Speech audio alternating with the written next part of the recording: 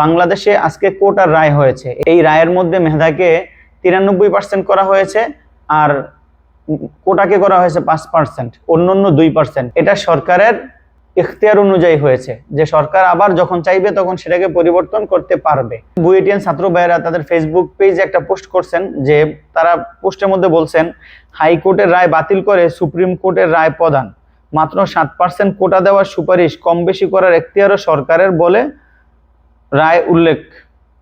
যে হাইকোর্টের যে রায়, এটা এই যে 7% বাকি রাখছে, এটাও সরকারের এখতিয়ার বলে।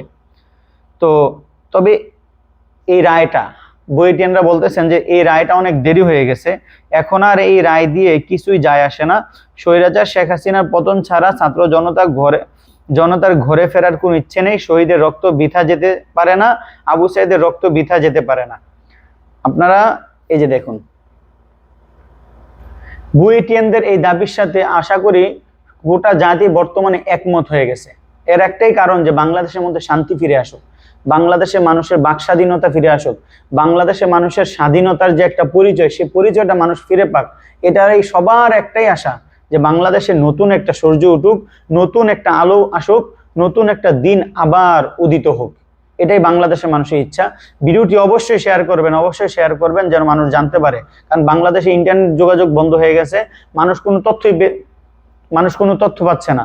আমরা যে তথ্যটা পাচ্ছি সেটা হচ্ছে বিদেশি যত নির্ভরযোগ্য যে চ্যানেলগুলো আছে, যারা বাংলাদেশের সাথে কোনোভাবে কানেক্টেড, তারা এই তথ্যগুলো পোস্ট করতেছে, আমরা তাদের থেকে কালেক্ট করে সেটা আপনাদেরকে জানানোর ব্যবস্থা করতেছি। আসসালামু আলাইকুম ওয়া রাহমাতুল্লাহি ওয়া বারাকাতুহু।